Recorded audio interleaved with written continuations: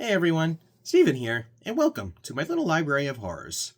So back when I was in 4th grade, we had this really fancy field trip that we called Nature and Me, which is basically kind of like a summer camp for a week for the 4th grade class to kind of just go out and explore nature and see what kind of summer camp was all about. Um, and I remember being pretty excited about it, just the thought of being out with my friends at the time and like doing all kinds of games and stuff like that. It sounded really fun. So, I had begged my parents to sign me up and let me go, and they were like, we know you're gonna hate it. It's not gonna be what you think it's gonna be. And, but sure enough, they signed me up and they let me go. And, yeah, it turns out I absolutely hate camp. um, like, the biggest thing was I had never been away from my parents like that for that kind of time. So, like, it was pretty scary to me, especially with, like, kind of my view on adults at the time was not great.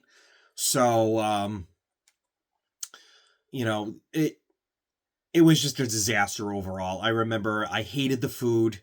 Um, I was never really good at games to begin with. So when it was like, games were like that were like competitive, I was terrible. So I hated them all. And, didn't like the food. I remember, and like the first night, I completely wet myself because I was too scared to get up and go to the bathroom. That was, in the middle of the night out somewhere. I didn't, I had to wake somebody up and take me, and pretty much just peed my pants in my bed that night. And then the second day, I ended up getting like horrible diarrhea from something that I ate. And yeah, my parents came and picked me up that night, and it was awful. It was just awful. But yeah, that pretty much kind of cemented my views on camping and, roughing it outdoors and whatnot. So, yeah, it wasn't for me. But thankfully, my experience wasn't as awful as the kids in today's subject for our book review, which is Camp by Alan Saperstein. So the story of Camp is about this doctor that ends up creating this camp called Camp Freedom. That's a summer camp for boys. And, parents that are looking to kind of get a break from their children or kind of wanting to, you know, toughen up their boys or, let's say, they go ahead and sign them up for Camp Freedom. And the brochures they get are, promises of, typical summer camp activities like, s'mores at campfires and rowboating and things of that nature, So the brochure shows like a pretty picture perfect-esque camp for boys. So unfortunately for the boys that do end up going to Camp Freedom, they soon learn that it is anything but the perfect campground. If anything, it's a breeding ground of nightmares. And, we kind of delve into what goes on into camp horror. So, what did I think? Well, I was kind of in the mood for something a little B horror-ish, and I mean, the concept, the cover, like, it just kind of screams, Friday the 13th, sleepaway camp kind of thing, And I was like, after the last book I read being kind of heavy-handed, with the subject matter, I was like, I can go for something kind of fun and cheesy, so... the cover for this had always kind of caught my eye, and it was really something I really wanted to check out. So yeah, what did I think? Well, as low as I put my expectations into it, I was still kind of disappointed in the end, because I really didn't get what I was looking for, but nor did I really get anything better either. What do I mean by that? Well, camp has a really interesting concept where our antagonist, Dr. George Stone, is this chiropractor who believes that, chiropractic medicine is the pinnacle of modern medicine. It's not invasive. His explanation is, every ailment in the body can be traced back to some kind of blockage in our nervous system.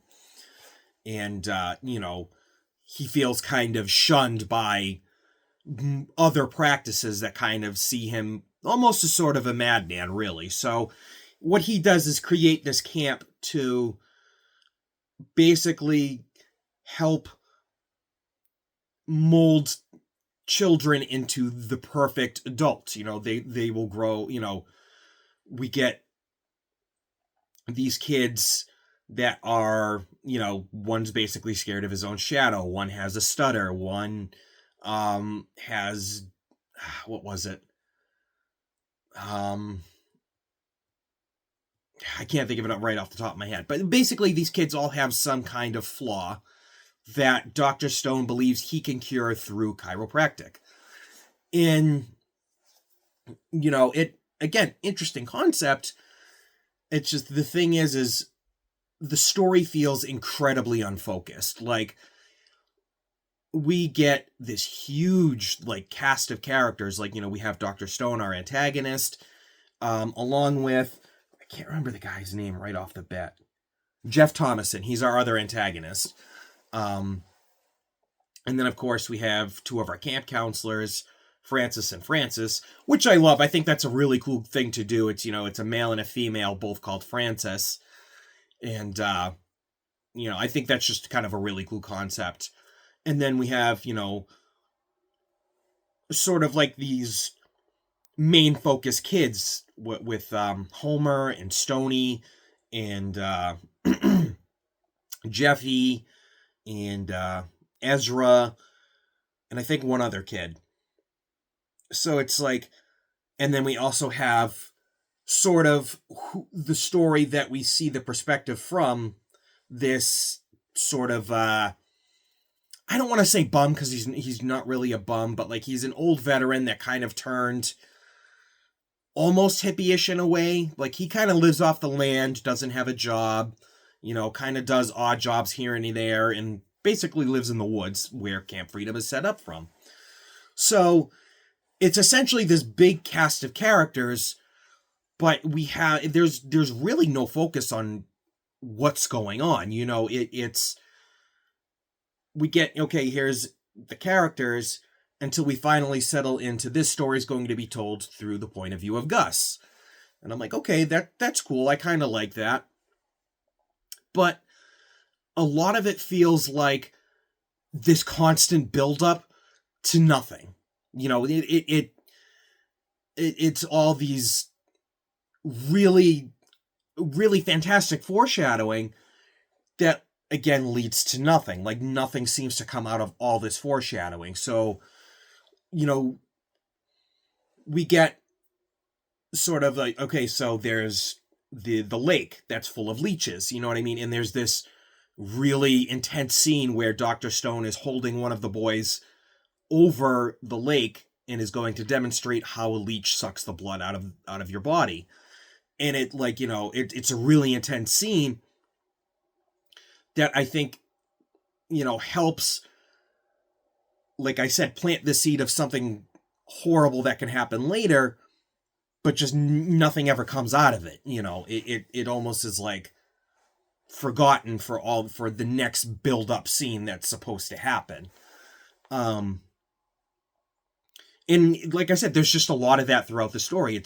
Here's the scene of, okay, there's clearly something, this aspect of the camp is important, something is going to happen with it later, and it just never does.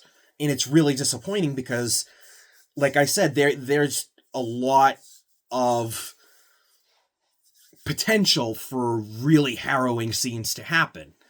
And then,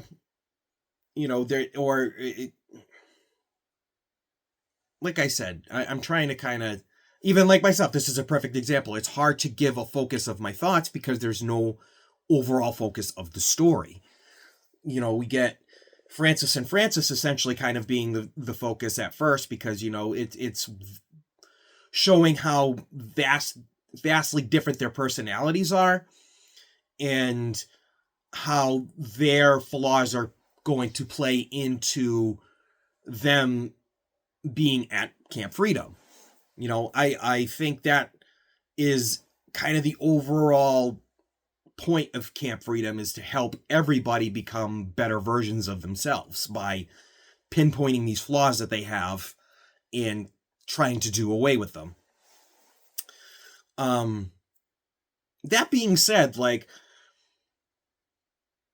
I think what would have made the book even better, as far as a central focus point, is having the boys be the focus of the story. How, their parents they come from really broken homes. Ezra's younger brother went missing. He was kidnapped. So, his family's completely torn apart. And he's kind of like living with sort of being the ghost of the boy that's still there. You know what I mean? His mom is like helicoptering him at this point. And then we have Jeffy, who again is terrified of his own shadow. And we see, how awful his father and abusive his father is.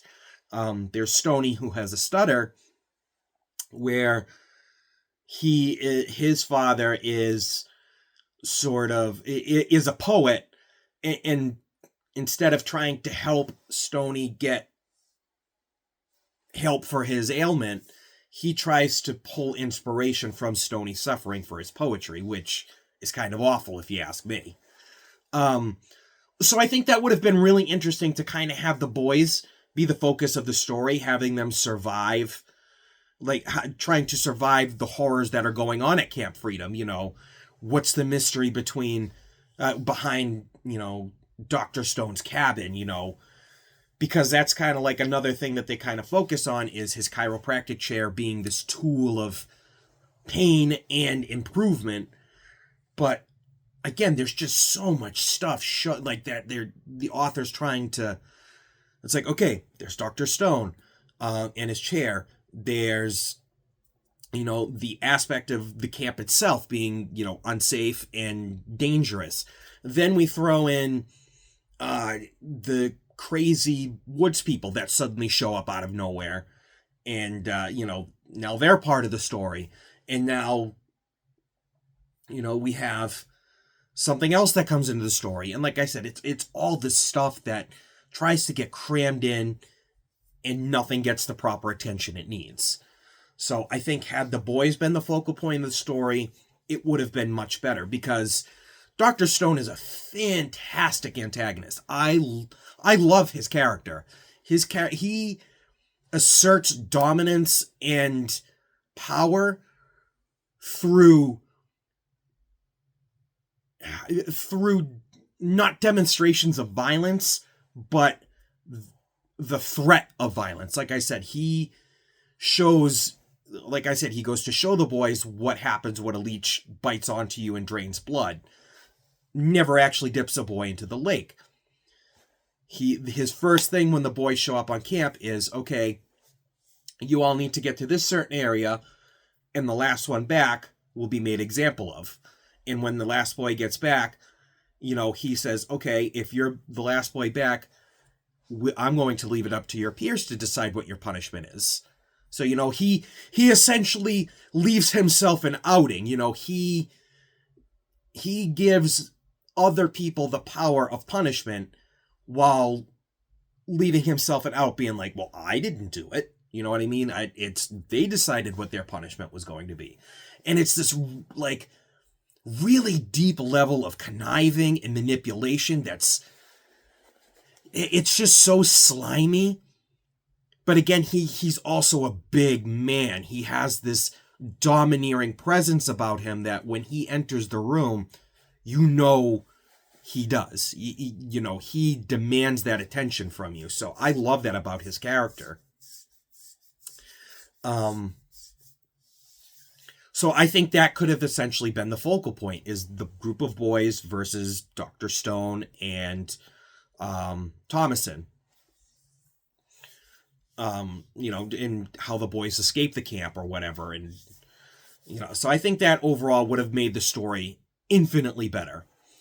Another positive, the prose is fantastic in this. Like, I love his similes, his metaphors. The author has this wonderful job. He does a wonderful job of bringing inanimate objects to life, bringing scenes to, like, painting an incredibly vivid picture through through words. And like I said, it's incredible. Like, some of the scenery that he paints is just unbelievable. But on the same side of that coin, it tends to trickle into the character's dialogue, and it just ruins the dialogue for me. It really breaks the immersion of the characters having a conversation. Like, there's one point where Gus and Jefferson are having a conversation where we're delving more into Jefferson's backstory, which is amazing. I love Jefferson's backstory. It's heartbreaking. It's just great. But the way Jefferson is explaining the story, it's not how someone would talk. He says, I remember the day where, I remember this day, blah, blah, blah, blah, blah. I can remember vividly the taxi horn blaring outside, voicing its aggravation. And that's just not how you would talk to somebody when you're telling them a story. You're like, I can remember the day. I remember vividly, the sound of the taxi horn because the driver was being impatient. That makes more sense than, like I said, this sort of flowery seeds planted into dialogue that just kind of, like I said, breaks the immersion, for me at least personally. And again, another thing that sort of adds to the overall confusion of the story is Gus constantly flops between first and third person. So it's like, all of this is being told through his perspective, but he'll sometimes refer to himself as Gus. And again, it just makes it really confusing to me. Like, because it's like, he almost has Gus portrayed as sort of like uneducated, but at the same time, there's, spots of like overeducation within Gus. And like I said, so it just kind of makes me confused as to Gus's character overall. And like I said, the whole book's just really unfocused, and it's such a shame because there's a lot of great characters. There's a really good story within there that has a lot of potential, but it's just all over the friggin' place. And I couldn't find myself getting lost into one plot point or another. It almost was like when I finally was starting to get the grasp of a plot, another one would suddenly pop up and the other one would be forgotten. So, yeah. And like, there was a lot of things that were just really unrealistic, which I don't take too much away from because, like I said, it's definitely more of a B horror, so you can kind of take some of the logic out of it, but only to a certain extent, where it's like, some of these older counselors do end up escaping, and it's like, nobody goes to call the police. And it's just like, okay. Because their thought process is, well, Stone's technically not doing anything illegal. Immoral, yes. Illegal, no. So it's kind of like, okay. So you're just an awful person that's going to let these kids suffer? Like, I don't know. It didn't make any sense to me. Like, it ended up being... There's too many plot holes for my liking in the story that just, like I said, it's just way too in your face to be like, okay, I can kind of maybe do this mental gymnastic to make this make sense. It's not going to happen.